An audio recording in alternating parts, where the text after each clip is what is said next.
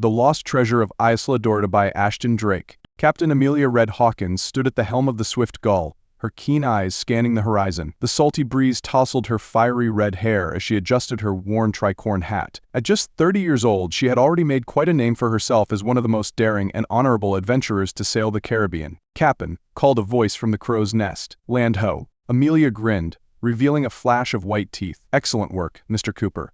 All hands on deck." The crew of the swift Gull scrambled to their positions as a lush, green island came into view. This was Isla Dorada, rumored to be the final resting place of the legendary treasure of Captain Bartholomew Gold. For years, adventurers and treasure hunters had searched for Gold's hoard, but none had succeeded. Amelia was determined to change that. As the swift Gull dropped anchor in a secluded cove, Amelia gathered her most trusted crew members, Jack Eagle Eye Thompson, her experienced first mate, Rosie the Brain Martinez, the ship's brilliant navigator, and young Thomas Lucky Flynn, the cabin boy with an uncanny knack for finding hidden objects. "Listen up, me hearties," Amelia said with a wink. "We've got a treasure to find and a legend to prove true. Are you with me?" A chorus of "Aye, Cap'n," rang out across the deck. Amelia nodded, her green eyes twinkling with excitement. "Right then? Jack, you're in charge of the landing party? Rosie, bring the maps and that fancy compass of yours. And Lucky, well, just keep being lucky, lad." As they rowed to shore, Amelia couldn't help but feel a sense of anticipation. This wasn't just about the gold, though that would certainly be nice. It was about adventure, about proving herself and her crew as the best sailors in the Caribbean. The moment their boots hit the sand, Rosie unfurled an ancient map. "According to this," she said, pushing her spectacles up her nose, "we need to head inland, towards the twin peaks in the center of the island." "Well then," Amelia replied, pointing towards the distant mountains, "what are we waiting for? Adventure awaits." The small group trekked through the lush jungle, swatting at mosquitoes and keeping a wary eye out for any signs of danger. Lucky lived up to his name, somehow managing to avoid the worst of the mud and thorny vines that plagued the others. As they pushed deeper into the island's interior, Jack suddenly held up a hand, signaling for silence. "Cap'n," he whispered, "I think we're being followed." Amelia tensed, her hand instinctively moving to her side. "Friendly or unfriendly?" Jack shrugged. "Hard to say. But they're trying mighty hard not to be seen." "Right then?" Amelia said, her mind racing. "We'll split up. Jack, you and Rosie continue on the main path. Lucky and I will double back and see if we can't catch our mysterious friends by surprise." With a nod, the group separated. Amelia and Lucky crept through the underbrush, moving as quietly as they could. It wasn't long before they heard hushed voices and the sound of snapping twigs. "Telling you, it's Red Hawkins and her crew," a gruff voice was saying. "If they're here, you can bet your last coin they're after Gold's treasure too." "Then we follow them," replied a silky, cultured voice that made Amelia's blood run cold. "Let them do the hard work, and then we'll swoop in and take the prize." Amelia's eyes widened as she recognized the speaker. It was none other than Captain Sebastian, the Fox, Blackwood, her longtime rival and one of the most cunning adventurers in the Caribbean. She motioned for Lucky to stay put, then burst from her hiding spot, arms crossed. "Well, well, well," she said with a fierce grin, "if it isn't the biggest troublemaker to ever crawl out of a port tavern." Blackwood's hand moved towards his side, but Amelia was faster. With a quick motion, she knocked his hand away. Now, Fox," she said, keeping her gaze steady. "Is that any way to greet an old friend?" Blackwood's thin lips curled into a sneer. "Amelia, I should have known you'd be sniffing around this forsaken rock, still chasing fairy tales and fool's gold." "Better a fool's gold than a fool's errand," Amelia retorted. "What's the matter, Blackwood? Couldn't find any other adventures to chase?" The Fox's eyes narrowed dangerously. "You do well to watch your tongue, girl. I've got a crew of 30 men waiting just offshore. You really think you can take us all on?" Amelia's grin widened. "Who said anything about fighting? I've got a better idea." She relaxed her stance slightly. "You want Gold's treasure? Fine, but you'll have to work for it with us." Blackwood raised an eyebrow. "You can't be serious." "Oh, but I am," Amelia replied. "Think about it. 2 crews, 2 ships, double the manpower. We find the treasure together, split it 50-50, and go our separate ways. No trouble, no hard feelings." For a long moment, Blackwood said nothing. Then, slowly, he nodded.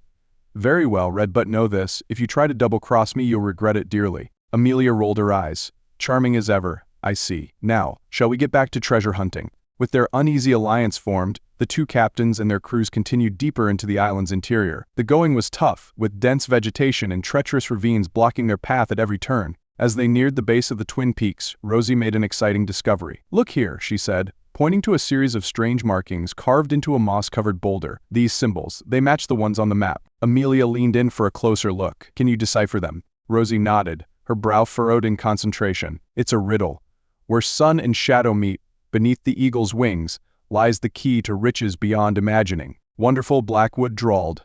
More cryptic nonsense. But Amelia's eyes were already scanning the mountainside. "There," she exclaimed, pointing to a rocky outcropping high above them. "See how it's shaped like an eagle with its wings spread? And look, when the sun hits it just right, it casts a perfect shadow on that ledge below." Jack squinted up at the formation. "Aye, Cap'n, but that's one heck of a climb. How do you propose we get up there?" Amelia grinned. "The old-fashioned way, of course. We climb." The ascent was grueling, with loose rocks and narrow ledges testing even the most experienced climbers among them. But finally, after what felt like hours, they reached the eagle's head. "Now what?"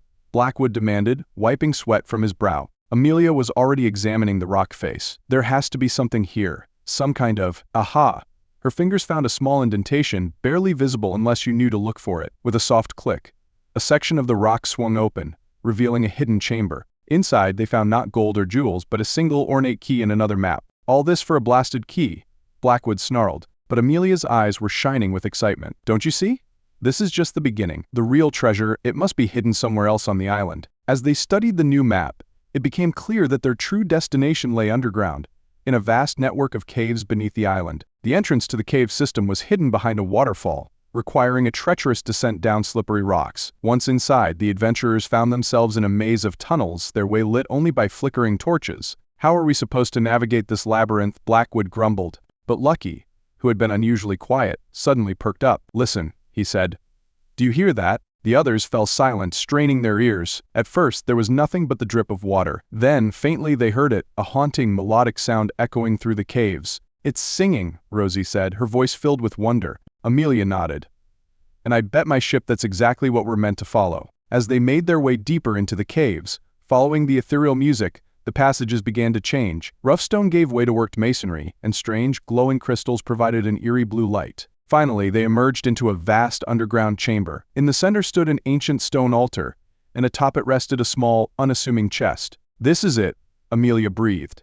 "Bartholomew Gold's lost treasure." But as they approached the altar, the singing grew louder, and suddenly, a shimmering figure appeared before them, the ghostly image of a woman in elegant 17th-century dress. "Who dares to seek the treasure of Bartholomew Gold?" the apparition demanded. Amelia stepped forward, her voice steady. "I am Captain Amelia Hawkins, and these are my associates. We've come seeking adventure and, yes, treasure." The ghost studied them for a long moment. "Many have sought this prize," she said, "but few understand its true nature. Tell me, Captain Hawkins, what is it you truly desire?" Amelia hesitated, glancing at her companions. She could see the anticipation in Blackwood's eyes, the excitement in Lucky's, the curiosity in Rosie's, and in that moment, she knew the answer. "What I desire," she said slowly, "is not gold or jewels. It's the thrill of the chase, the bonds forged through shared adventure. It's the stories we'll tell, and the memories we'll cherish long after any treasure is spent." The ghost smiled, a sad, beautiful expression. "Well spoken, Captain.